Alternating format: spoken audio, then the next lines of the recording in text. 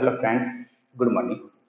આજે આપણે ધોરણ 6 ની અંદર જે આપણું ચેપ્ટર નવું ચેપ્ટર છે માપન એ ચાલુ કરેલું છે, જેની અંદર આપણે આગળના વિડીયોની અંદર આપણે પરિમિતિ વિશે અભ્યાસ ચાલુ કર્યો છે.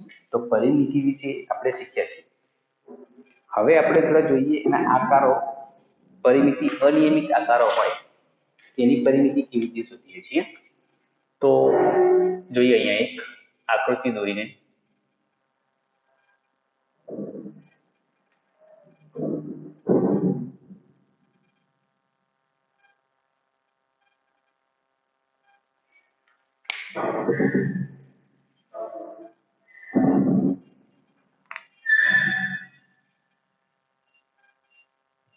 એક આવો આકાર છે.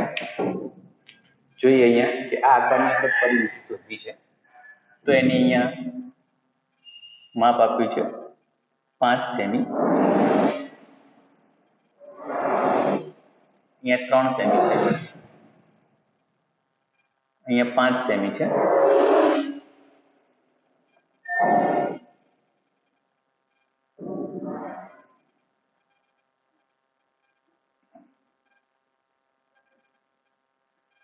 એક 1.5 સેમી છે. જે અનિયમિત આકારો હોય છે એની પરિમિતિ શોધવા માટે આપણે શું કરવાનું થાય છે? તો પરિમિતિની વ્યાખ્યા આપણે સ્પષ્ટ કરી છે કે પરિમિતિ એટલે શું.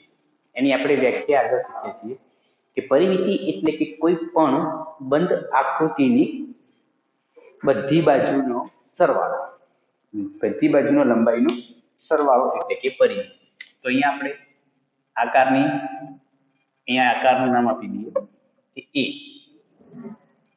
બરાબર છે. તો અહીંયા આપણે શોધીએ કે એ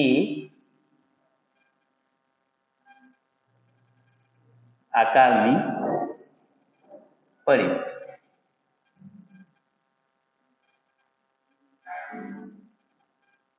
બરાબર છે. તો એ આકારની પરિમિતિ શોધીએ તો અહીંયા લખીએ સ્ટેપ વાઇઝ. તો કે 5 સેમી, પછી plus 1.5 semi, plus 1.5 semi, plus 5 semi, plus 3 semi. બરાબર છે. તો 5, 1.5 અને 1.5 એટલે કે 3, 5 ને 3 8, 8 ને 5 13, 13 ને 3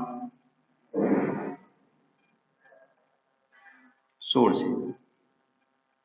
તો આ આકારની પરિમિતિ થાય છે 16 સેન્ટીમીટર. ચલો બીજો કોઈ એવો આકાર દોરીએ જેની પરિમિતિ આપણે અહીંયા શોધવી છે. તો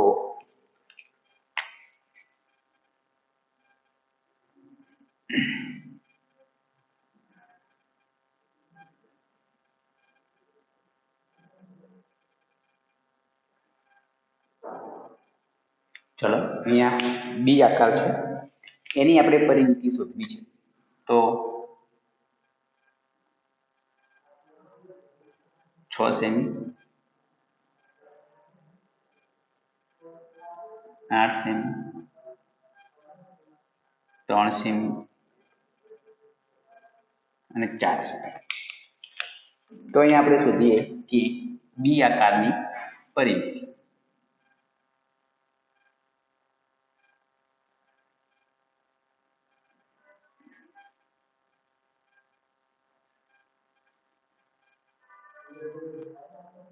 બી આકારની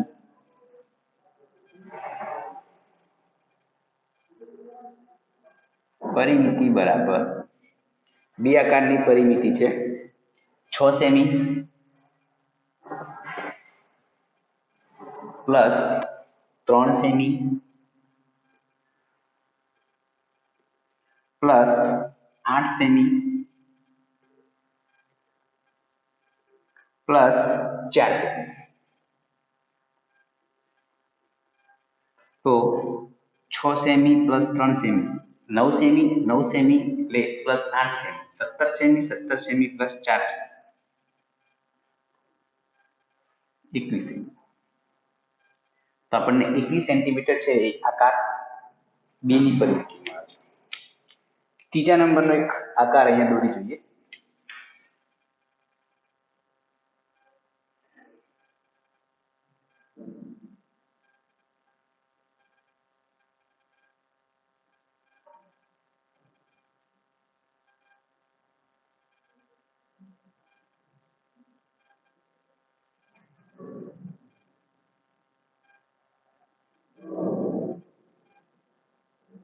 ચલો, ઓકે.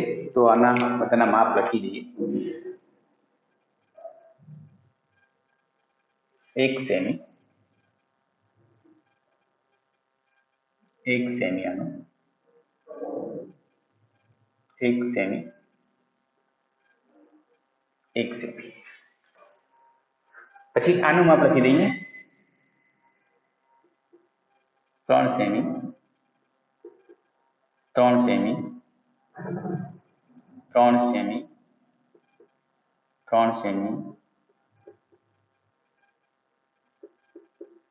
3, 3 બરાબર છે. હવે આ આકારની પરિમિતિ શોધવી છે. તો આ આકારની આપણે પરિમિતિ કેવી રીતે શોધીએ છીએ? આકાર નંબર સી, ત્રીજા નંબરનો જે આપણો આકાર છે એની પરિમિતિ શોધવી છે. તો શોધીએ. અહીંયા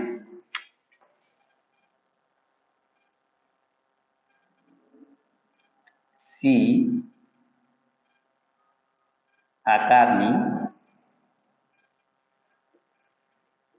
પરિમિતિ, બરાબર છે. તો સી આકારની પરિમિતિ શોધીએ. તો અહીંથી સ્ટાર્ટ કરીશું લખવાનું. તો કે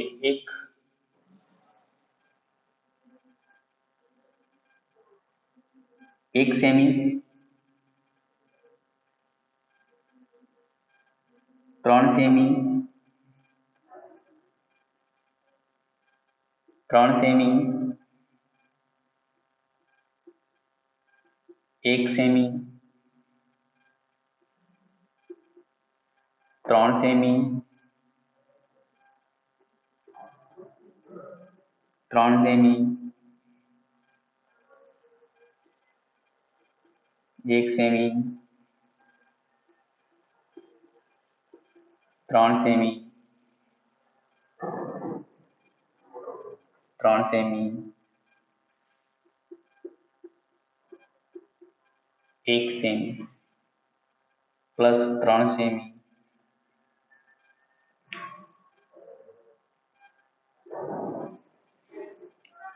પ્લસ 3 સેમી. ઓકે, બરાબર છે. જોઈ લઈએ, એકવાર ચેક કરી લઈએ, ભૂલ ના હોય ત્યાં. 1 2 3 4 5 6 7 8 9 10 11 અને 12. 1 2 3 4 5 6 7 8 9 10 11 અને 12. ઓકે, ચલો બધાનો સરવાળો કરી લઈએ. 1 પ્લસ 3 4, 4 પ્લસ 3 7, 7 ને 1 8, 8 ને 3 11, 11 ને 3 14, 14 ને 1 15, 15 ને 3 18, 18 ને 3 21 ને 1 22, 22 ને 3 25, 25 ને 3 28. તો આ આકારની પરિમિતિ થાય છે 28 સેન્ટીમીટર. 28 સેન્ટીમીટર એ આકાર સી ની પરિમિતિ થાય છે. બસ આવી રીતે કોઈ અનિયમિત આકાર આપેલા હોય તો આપણે આવી રીતે એની પરિમિતિ શોધી. ચલો, આનો તમે એક સ્ક્રીનશોટ લઈ શકો છો.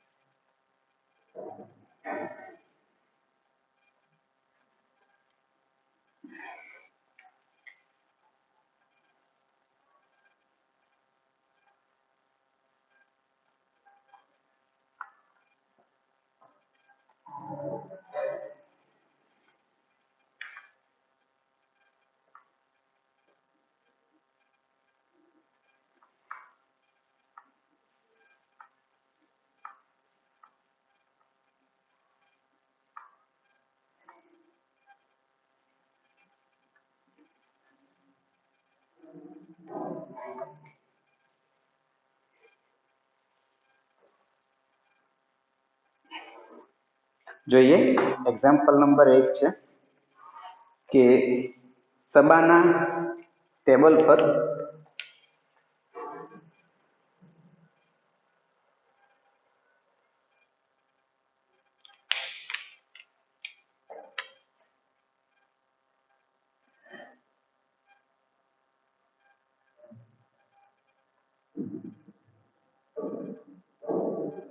સબાના ટેબલ પર પાથરવાના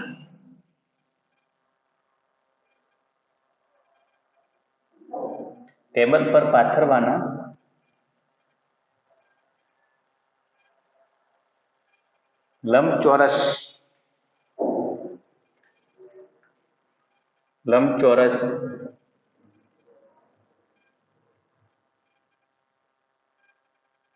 કાપડ ફરતી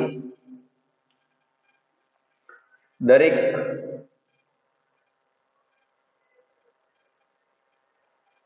બાજુએ લેસ પટ્ટી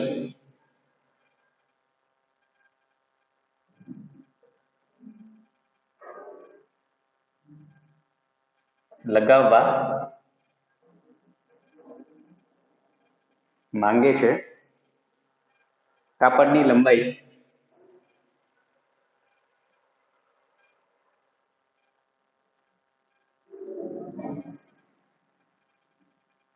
3 સેમી અને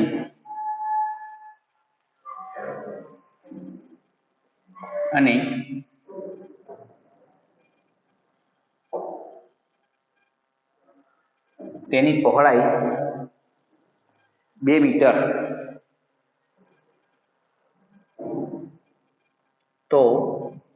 મીટર છે તો સબાનાને કેટલી લંબાઈની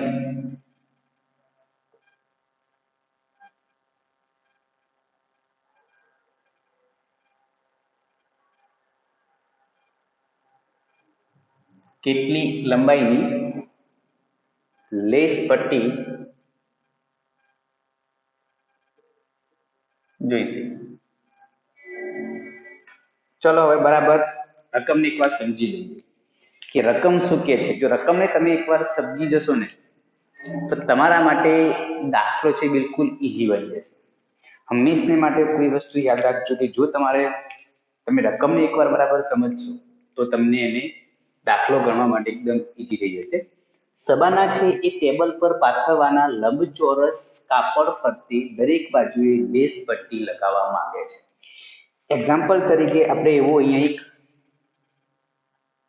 એક લંબચોરસ આકારનું આવું એક ટેબલ છે. લંબચોરસ આકારનું એક ટેબલ છે અને એ ટેબલની ફરતે સબાના શું કરે છે?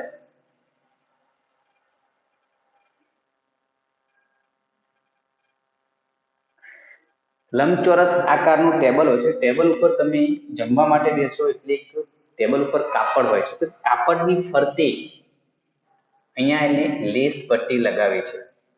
હવે લેસ પટ્ટી છે એટલે કે ચળકાટ વાળી પટ્ટી આવતી છે, આકર્ષક, જે કાપડને આકર્ષક બનાવે છે એવી પટ્ટી એ લગાવવા માંગે છે. જેની અંદર એ લગાવવા માંગે છે તો કાપડની લંબાઈ છે ને એ 3 સેમી છે અને એની પહોળાઈ છે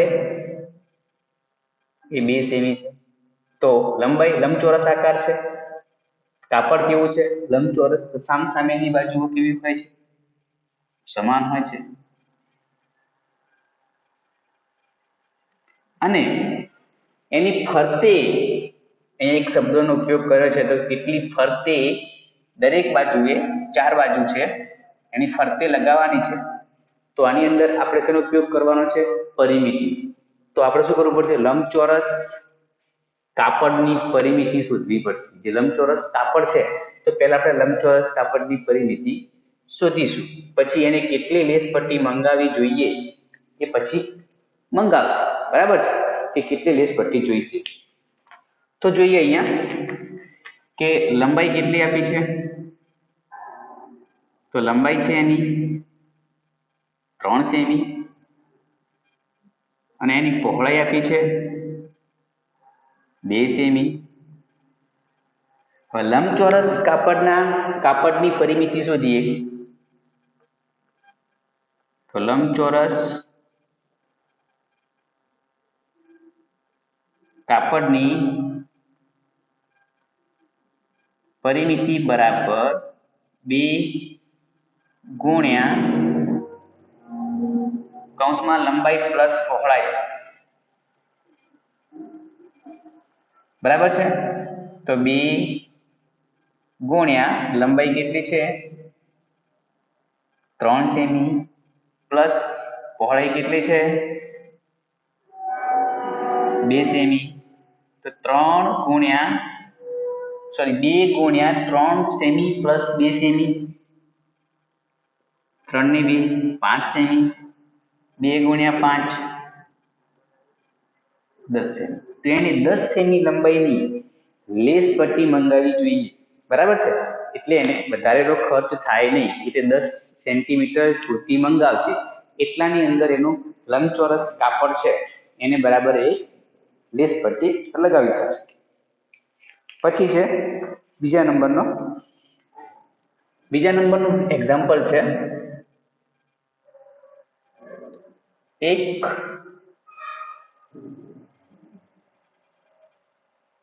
દોડવીર છે 50 મીટર લંબાઈ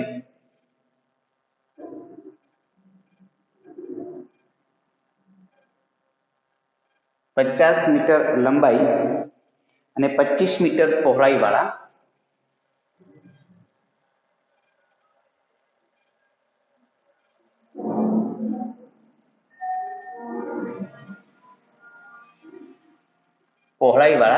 કે 50 મીટર લંબાઈ અને 25 મીટર પહોળાઈ વાળા એક દોડવીર છે જે 50 મીટર લંબાઈ અને 25 મીટર પહોળાઈ વાળા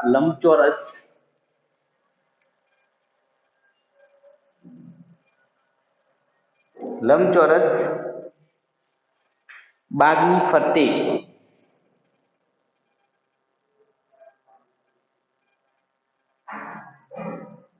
ફરતે 10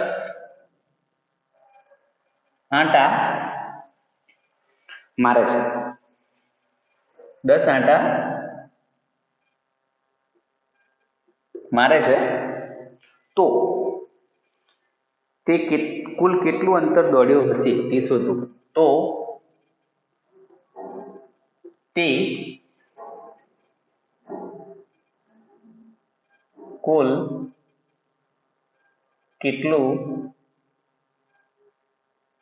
અંતર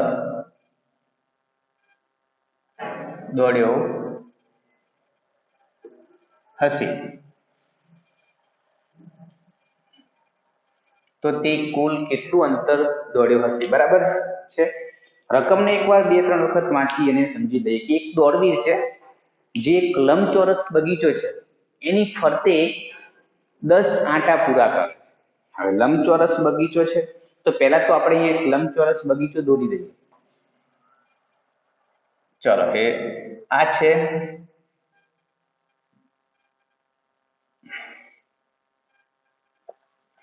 આ એક લંબચોરસ બગીચો છે જેની અહીંયા લંબાઈ છે 50 મીટર અને એની આપણને પહોળાઈ પણ આપેલી છે 25 મીટર અને અહીંયા લંબચોરસ છે સામેની બાજુઓ સરખી હોય 50 મીટર 25 મીટર બગીચાની ફરતે એ રાઉન્ડ મારે છે દોડે છે એવા કુલ 10 આંટા પૂરા કરે છે એક નહીં 10 આંટા મારે છે।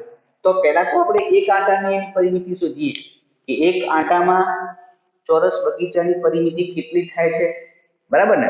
તો એની લંબાઈ આપણને આપી છે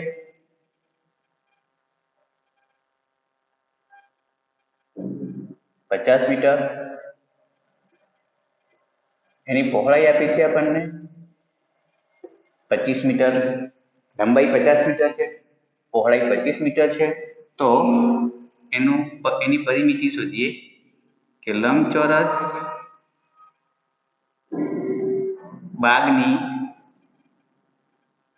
પરિમિતિ બરાબર 2 ગુણ્યા કૌંસમાં લંબાઈ પ્લસ પહોળાઈ, બરાબર છે? તો 2 ગુણ્યા લંબાઈ છે 50 મીટર અને પહોળાઈ છે 25 મીટર. 2 ગુણ્યા 50 પ્લસ 25 75 મીટર અને 75 ગુણ્યા 2 150 મીટર. આ આપણો આન્સર રહ્યો છે. એની એક રાઉન્ડ પૂરું કરીએ, એક આંટો મારીએ તો 150 મીટર અંતર કપાય છે, બરાબર ને? તો એને કુલ કેટલા આંટા માર્યા છે? 10 આંટા મારે છે. તો એક આંટો મારતા કપાતું અંતર 150 મીટર. 10 આંટા મારતા કપાતું અંતર બરાબર કેટલું? તો અહીંયા શોધીએ તો 10 ગુણ્યા 150 1500 મીટર થાય છે. એને 1500 મીટર એ દોડ્યો હશે. કેટલું દોડ્યો હશે? 1500 મીટર. હવે આ 1500 મીટર છે, જો એને આપણે કિલોમીટરમાં ફેરવવા હોય તો કિલોમીટરમાં પણ ફેરવી શકાય છે. તો લખી શકાય કે 1000 મીટર બરાબર 1 કિમી. તો 1500 મીટર બરાબર કેટલા?